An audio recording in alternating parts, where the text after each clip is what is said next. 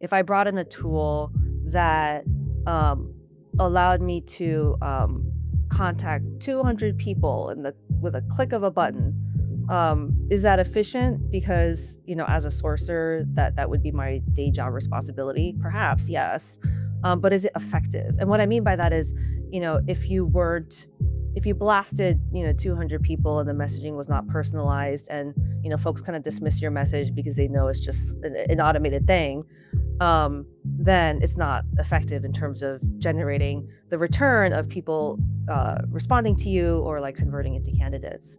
And so I'm a big fan of efficiency, because I'm a big fan of anything that saves time or saves money. But I'm also a big fan of thinking about, is it connected to an outcome that is actually relevant to what we're trying to accomplish? Hello and welcome to the show. I'm Johnny Campbell, CEO and co-founder of SocialTalent. And this week on the podcast, we're speaking with Ariana Moon, the VP of Town Planning and Acquisition, on TP&A and operational excellence in recruiting.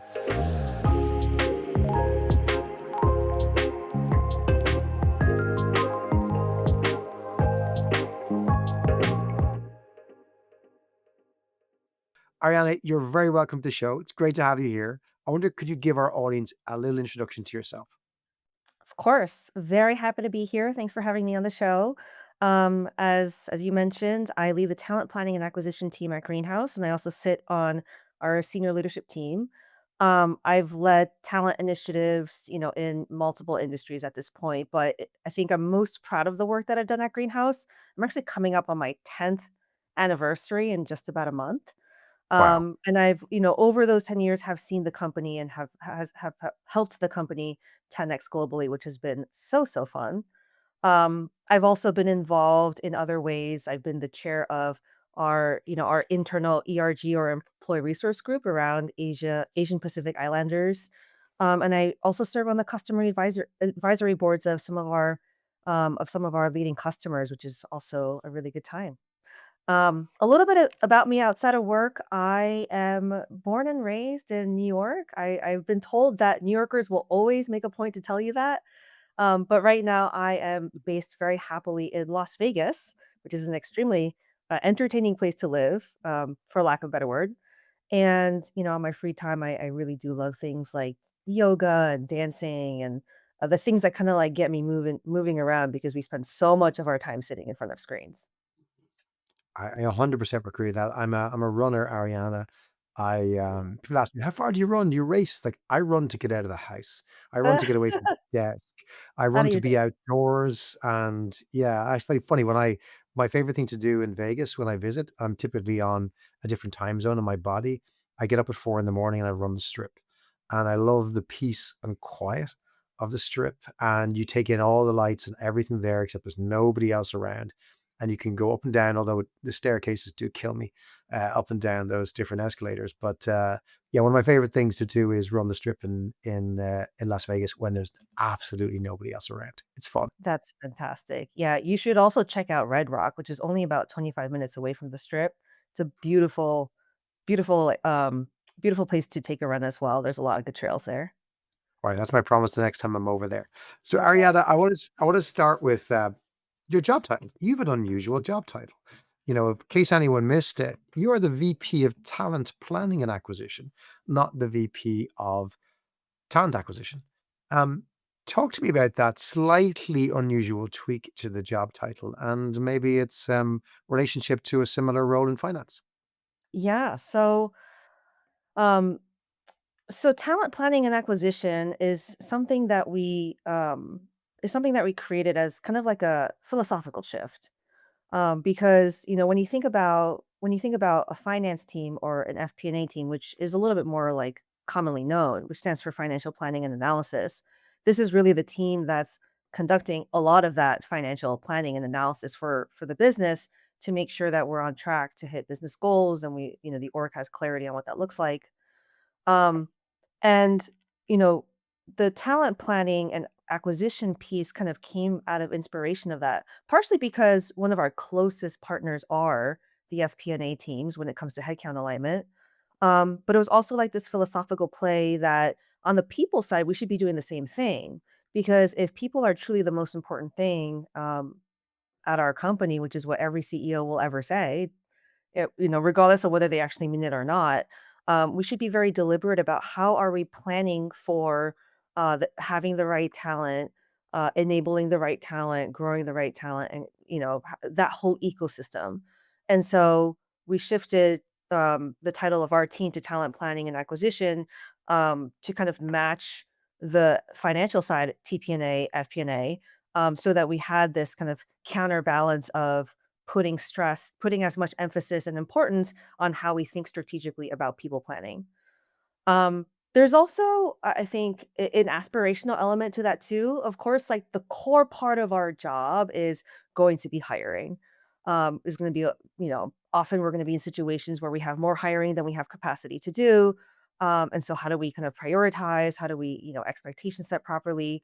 And I say it's aspirational because it helps my team kind of anchor towards our job. Yes, it is to fill roles, but how do we do that in ways that are like strategically tied to the greater goals of the company, like the company goals. So I like to think that it's aspirational and inspirational in that way. To think more about like what is that overall plan that I'm working towards instead of just knocking out filling recs kind of within silos. Um, so Can I when it ask you comes to can I like ask you that, Ariana, just in terms of, for folks who are kind of maybe new to this concept, or maybe they're kind of wondering what the difference is. I imagine it wasn't always this way, right? So when you were just call it just talent acquisition, right? Maybe it's the days like 21, 22, and you mentioned briefly the kind of reactive type of hiring. For a lot of folks, what they do is they have a team that delivers on the recs that come from the business, and as they come, they try and get them as fast as possible, and you fill and you. It's like whack a mole. You're knocking down these recs and trying to fill them and everything else. Was it ever like that at Greenhouse?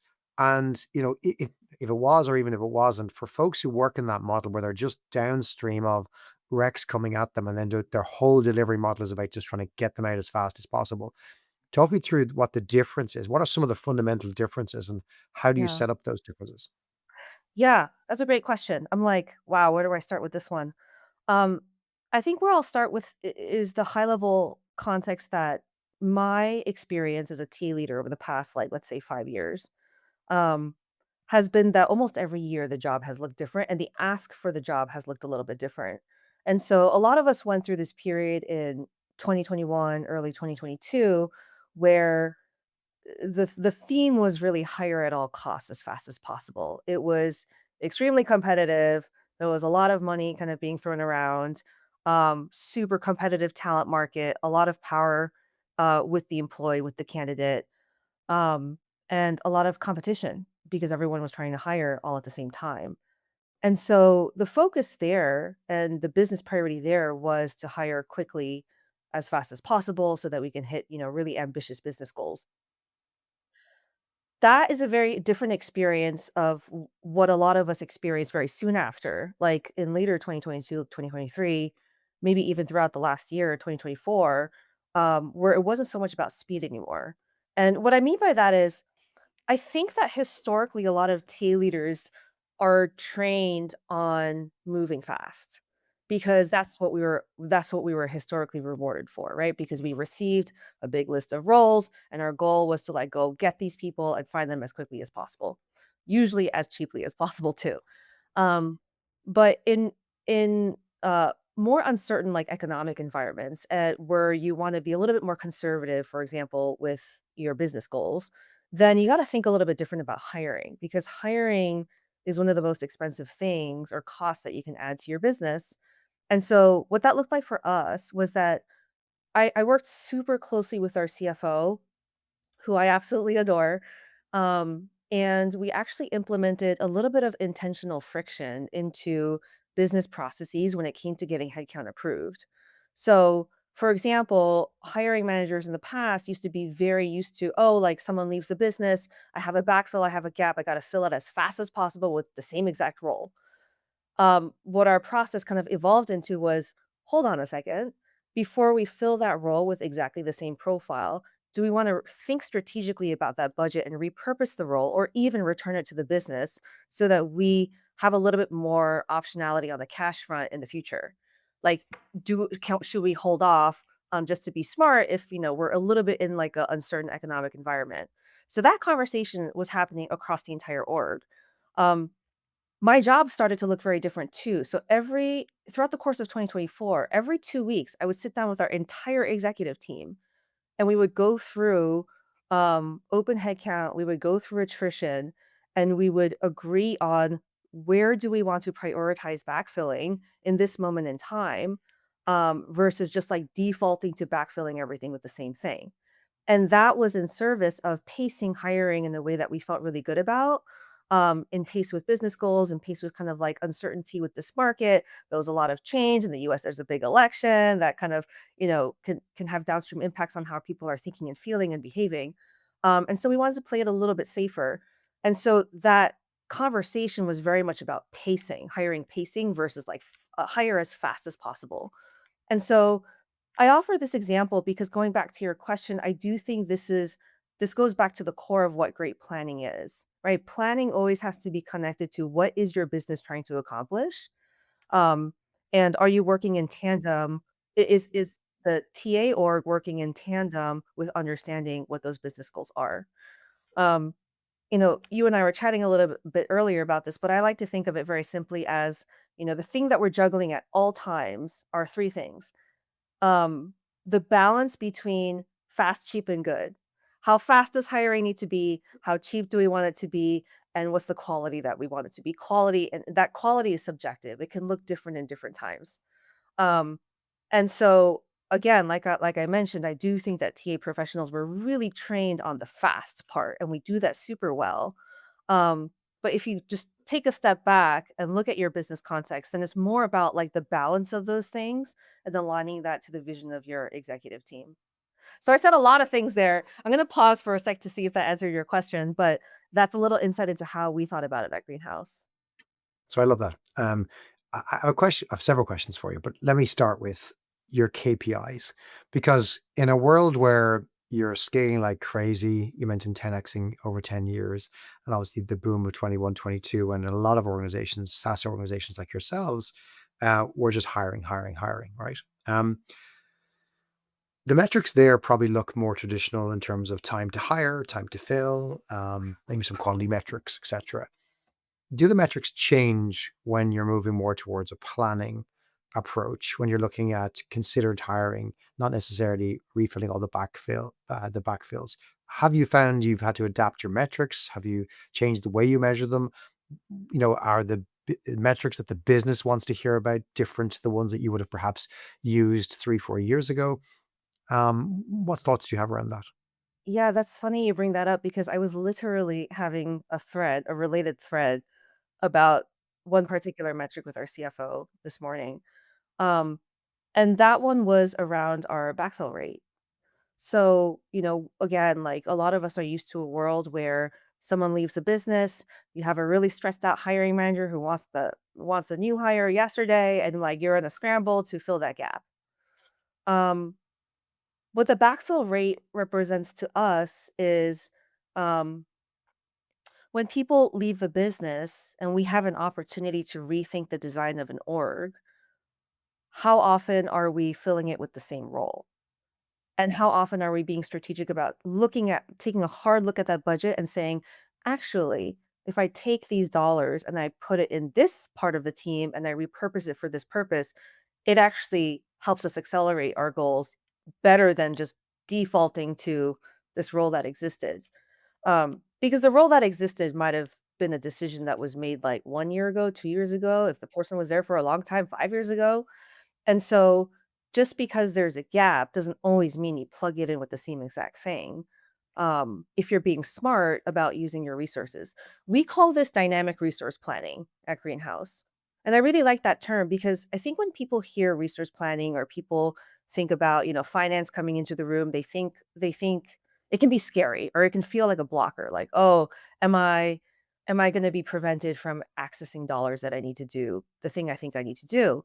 But dynamic resource planning is really about looking at dollars in a little bit more of an objective way and saying like, okay, well, if we no longer have this, if we no longer have whether it's a technology or a person that had this cost and the cost is now available, like how do we think about it in a way that is for the good of the business, not just like defaulting to what it was, and plug it in the best way possible. Now, it might be that the best thing possible is to um, plug in exactly what you had. So, for example, like if you have an account executive or a sales role tied to a quota, like their quotas all roll up into the revenue that a company generates. And so on our end, like sales backfills are very easy. Like we approve them very easy if they're tied to a quota because we have already forecasted that we need a certain amount of salespeople to hit our revenue targets. But if there's other roles that aren't as connected to revenue that maybe are legacy roles, then we'll take a really hard look at it and say, like, how do we want to use this budget? And that's where the conversation is really important to elevate to the executive level. Because again, like if you stay at the hiring manager level, very often, if they're kind of like several clicks below the executive level, the feeling will always be, oh no, like I no longer have a person I used to have. That's not good. And, 99.9% of the time, a hiring manager will come to you and say they want to backfill the role. Um, but it's important to bring that kind of like strategic, uh, kind of higher level thinking into the conversation around like, hey, department head, is this the way that you want to repurpose or think about your budget? Would that operational excellence across the business translate into decisions, for example, to bring in technology, in particular, maybe AI technology, to manage a process rather than headcount, which perhaps was looking after that process in the past? And maybe has that even happened in your own team? Yes. So, technology is a huge piece of how we've been thinking about operational excellence. Um, we had a strategic focus in 2024, we as in the TP&A team, to mature our systems and our processes for further efficiency. The caveat that I'll say there is sometimes I struggle with only thinking about efficiency. And the reason I say that is because, efficiency is really about getting more done with less resources or like less time. But that doesn't always mean that they're connected to the most important thing, right? So if I brought in a tool that um, allowed me to contact 200 people with a click of a button, is that efficient? Because as a sourcer, that would be my day job responsibility. Perhaps yes, but is it effective? And what I mean by that is, if you blasted, 200 people and the messaging was not personalized and, folks kind of dismiss your message because they know it's just an automated thing, um, then it's not effective in terms of generating the return of people responding to you or like converting into candidates. And so I'm a big fan of efficiency because I'm a big fan of anything that saves time or saves money. But I'm also a big fan of thinking about is it connected to an outcome that is actually relevant to what we're trying to accomplish? So um, I would say one of the biggest things that we've done is we've taken a hard look at who are our trusted vendors that we already use when it comes to the TA tech stack. Obviously, we use Greenhouse, and obviously, we are fans of Greenhouse. And it's always like a personal goal of my team we call it practice what we teach. So, what that means is we want to be best users of our own product in the way that works for us, our company stage. And so we'll look at things like our TA tech stack, how we're using Greenhouse Recruiting, which we call GHR. And then we also looked at tools that will help introduce, more efficiency into our interviewing process. So, for example, one tool that I'm a huge fan of is BrightHire. It's an interviewing intelligence tool that basically comes into. I see you nodding. You must be familiar with it. It comes into your interviews. It records the interviews, transcribes them, and provides AI summaries. And I'll just give you um, a tidbit of like an example of how that's introduced efficiencies. So when you go into an interview, you're kind of like typing away your feedback because you want to follow a structured hiring process. Um, and then usually after the interview, you like clean up the notes and you submit the feedback. Bright Hire allows us to not have to it makes 2 things easier in that whole process. So 1, because the interview is being recorded, you're not just like furiously typing. You're like actually engaged with the candidate and providing a better experience. And we've had so many interviewers come back to us and say, like, oh my God, it's amazing to not have to take notes because I know I can rely on this technology to summarize everything for me. Um, then in the act of actually reviewing the notes and making a decision as an interviewer whether to move forward with this person or not. And I do want to be very clear, like the AI in Bright Hire, it helps summarize, but it is not a decision maker. The decision making is still with the human and the interviewer saying this person passed or this person did not. But as you're reviewing the notes, like, and cleaning them up, that used to take upwards of 30 minutes per scorecard. But with Bright Hire, because of the AI summaries, it's reduced that to 10 minutes or less because you can do it with a click of a button. You mostly verify it. You still have to provide the overall key takeaways as like a human on like what you thought the overall, how the overall interview went. But Bright Hire does a lot of the heavy lifting for you. So if we're talking about operational excellence, like we've used Bright Hire for more than 5,000 interviews last year. And if you think about 5,000 scorecards being submitted, where, historically they would have taken 30 minutes, but now they're taking 10 minutes or less. Those are hours and days saved for the organization. And time saved is money saved. And so that's a good example of like looking really strategically at like what are the technologies that I'm using that will help with operational excellence in a way that, is aligned with the goals that we have. So when you think about, I guess the we talked about the KPIs and how they've evolved over the last while. You talk about getting time back and being more productive in what you do. Um, how have the team themselves, your recruiters, felt about these changes? Is it something that is driving them to perhaps take on a different role? You mentioned obviously if they're saving minutes, for example, in their note taking, they're more present in their interviews. Have you seen their role shift as you've become more aligned with the planning of the business? You as a leader, you're doing that, and you're saving time. But have you seen this shift in your team? Are you trying to signpost a shift towards a different type of recruiter over the last couple of years as well? That's a really fascinating question. I would say that there are two very distinct parts of my team. There is the core recruiting team, so recruiters supporting different departments across different geographies. And then there is a specific talent planning team.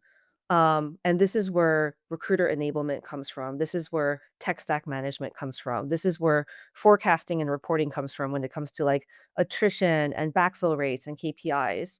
Um, the talent planning team is a small but mighty team. It's just about 4 individuals, but they do work that impacts the entire team and how the entire team thinks and works. So I would say um, the core job of a recruiter is it's it hasn't been transformed as significantly as maybe that talent planning side has, with the exception that we are pushing our recruiters to adopt AI features within the tech stack that we use, um, as much as possible.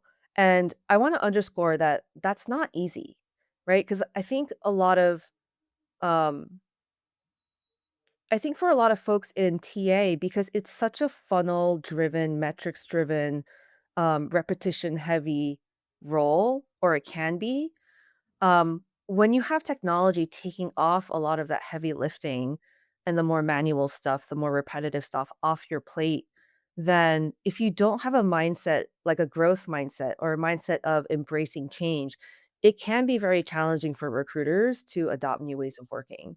And so it isn't actually for everyone in this moment of time.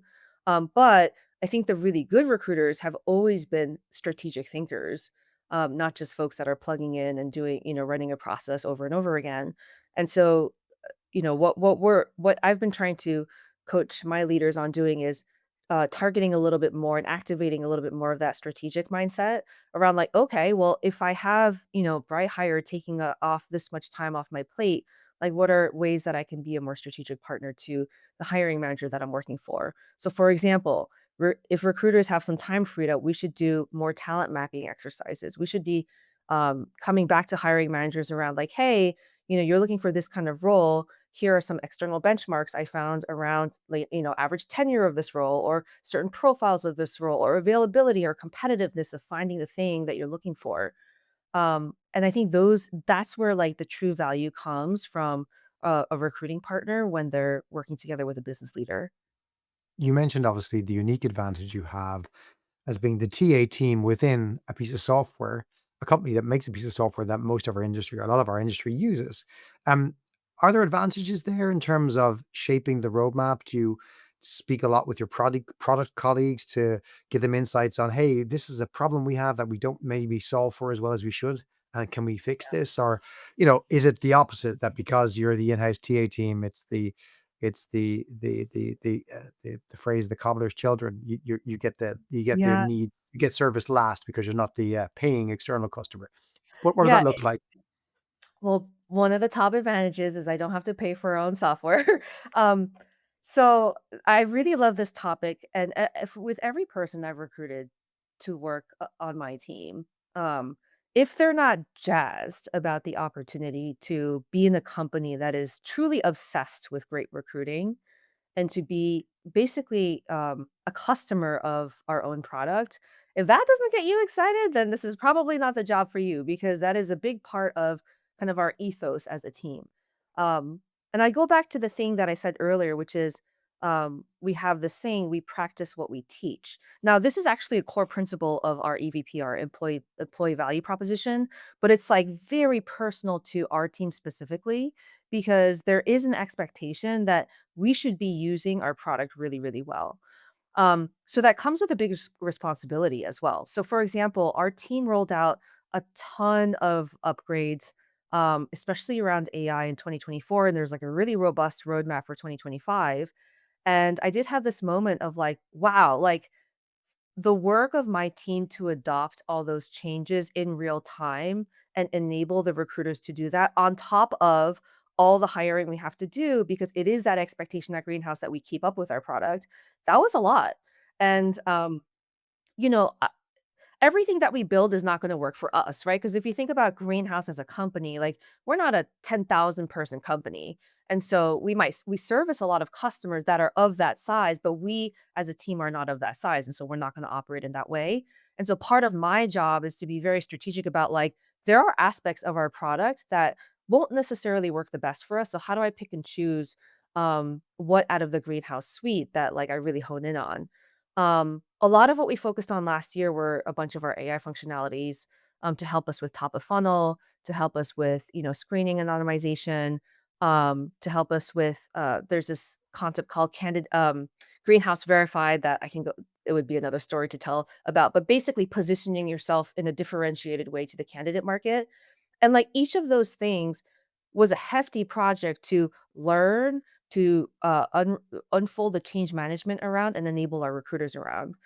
And so I think, again, going back to perhaps like the topic of talent planning, like one of the things that we always do on our team is we carve out a certain piece of our capacity to be able to do things like evolve our processes.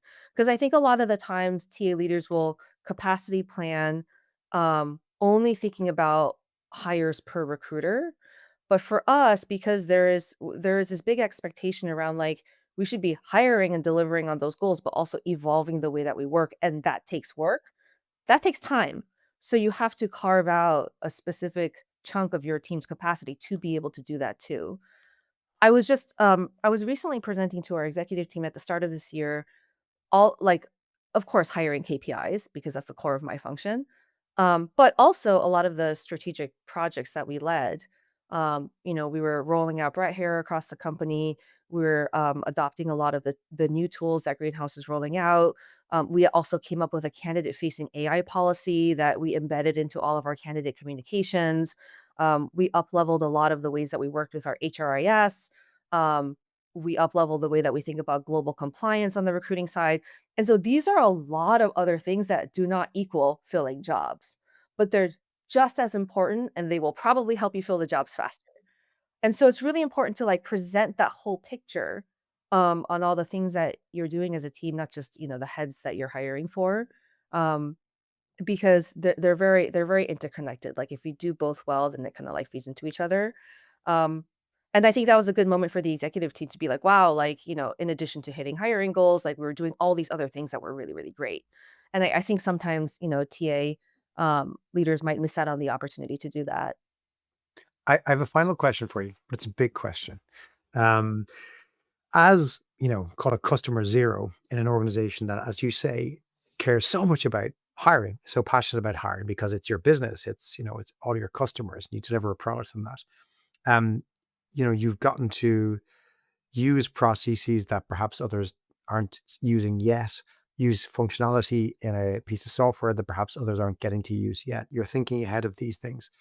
When you look to the future and you're seeing all the innovation in AI, you're seeing the process improvement to your point, you're seeing, a shift maybe from reactive to more business aligned planning. What are some of the things you think about personally? I'm not saying they're the greenhouse perspective, but your personal perspective as the customer zero TA leader within the organization that are likely to happen in recruiting and hiring over the coming years, whether it's connected to how we deliver our services, how candidates approach jobs, how we look at skills measurement, how we look at identity and trust. What are some of the big things that you're thinking about and Right. exploring the themes around what's next for hiring? Yeah. One of the first things that comes to mind is candidate verification. What I mean by that is, we're in this very interesting new world where candidates are using AI to often help them, right? Like try to help them whether it's creating your resume, helping you mass apply to jobs. But I don't actually think it's helping them because it's just adding more noise to a already noisy market. And then on the employer side, you have companies toying and playing around with and exploring different AI tools, often at the top of the funnel, because that's where the volume is just so unmanageable, right? Like we live in this reality right now where if I post a job, within a day, I'll have thousands of applicants. And how do I cut through that noise? Like we don't and so, like, you're incentivized then to look at technologies to help you, maybe do app review for you or maybe do initial screens for you. There's a lot of emerging companies in that space. I just spoke to such an interesting company that has, AI agents that basically take that first stage interview or first screen over chat. Um, and it's fascinating. Like, there's a lot of companies that are thinking about this problem statement. But I think the greater dynamic that we're seeing is here we have candidates trying to find jobs using AI in ways that they think will help them, but it's actually somewhat backfiring. And then you have employers um, that are also inundated with so many different AI tools. Like, what TA leader at this point has not heard from their CEO? Like, hey, like let's use AI. Great, how? um, so you have both sides kind of using AI and pointing it towards each other. I think one of the things that's happening and that I'm seeing patterns of is there's more candidate misrepresentation on the market. And when it comes to verifying the identity of the candidate, is this really this person that's on like the resume? Um and verifying that they have the experience that they say they do. I think that verification is going to be a really interesting topic. You know, we're in this world right now where, like, I'm not joking. Like, people are showing up to interviews with kind of like deep fakes. People are using AI to kind of kind of feed them answers to interview questions that they're hearing. Because we're still in very much a virtual world. Like, even if a job is in a certain location, someone might be somewhere else, and there's really no way for you to find out where they actually are. Um, and we've had instances where we've had folks get through later parts of the process where you know they initially articulated that they had a certain experience, which we were later able to verify that they did not. Um, it's this really interesting world where because AI is making things so noisy, um, how do we filter through to what the truth is? And so, what I'm seeing a trend in the conversation or, like, for example, what I'm seeing, uh, a conversation emerge around is things like in-person interviewing. Even if you're like a remote company, a lot of companies are reconsidering, like, especially for leadership roles, like, let's meet these people in person because it's a very high stakes thing to hire a new leader into your org. And you kind of want to verify that this person is like a real person, they can interact with other people at the end of the day, because a lot of leadership is about interaction and collaboration. Um, and so we're seeing, interesting like behavioral shifts based on this problem statement of it's a super noisy market. How do we get the signal of what the truth is around a candidate's skill set? Um, the other thing too, we had a really interesting conversation with my team recently around take-home assignments because very often there's some form of a take-home assignment in an interview process, like usually in like the early to mid stages. And our problem statement in that discussion was, what is even a good take-home test at this point? Because, we used to ask a candidate to, put together a deck or put together some sort of writing sample or et cetera. And now folks can do like that with AI. And so, um, are we okay with that? What does that mean if they do that? And how do we even test properly? So our current stance on AI in the interviewing process is not that we forbid it. Like, there are companies that explicitly say you cannot use AI in your interview process. We actually don't say that. Um, our stance is the same stance, AI or not, which is we do not support misrepresentation, or we do not support plagiarization in the interview process, whether you use AI or not. Um, and there are actually parts of, certain interview processes where we welcome the use of AI because we want you to we want to get a sense of how well you use it, for example, like with engineering and prompting. So it could look very different for each company, but anyway, to get back to your question, like when I think about the future, I think a lot about kind of going back to the human. Like, how do we verify who we are? And like, how do I verify I'm talking to Johnny right now? I don't know. You might be AI. Um, and like, where are you in the world? I don't know either. So there's gonna be some I think there's gonna be a lot more scrutiny and a lot more technology that probably emerges around this space to help companies understand, like, when they're, again, trying to recruit the best people for their jobs, like, are they really actually talking to that person? I love those concepts. We have another podcast to record on that whole topic, I think, Yeah. for our next session. Thank you so much for sharing your time today, your insights. Like, it's fascinating how you're taking your recruiting team, how you're thinking about recruiting leadership, how you're thinking about the future, and how you're leveraging some of the fantastic tech that Greenhouse is producing in its recruiting software. Really appreciate you joining us today, Ariana. Thanks for sharing those Yeah. words of wisdom, and we look forward to doing it again. That was super fun. Thank you for having me. And this is the real Johnny Campbell, not the deep fake Johnny Campbell, signing off. And a huge thanks to the real Roisin, Niall, and Simon in our production team for making today's episode. If you like this episode, come back for more next week. You can follow us on Spotify, Apple, or wherever you get your podcasts. And don't forget to give us a like and give us a review if you feel you've got something good to say. If you've got nothing good to say, don't do it. But it's all real, no deep fakes, no AI, just social talent. We'll see you next week.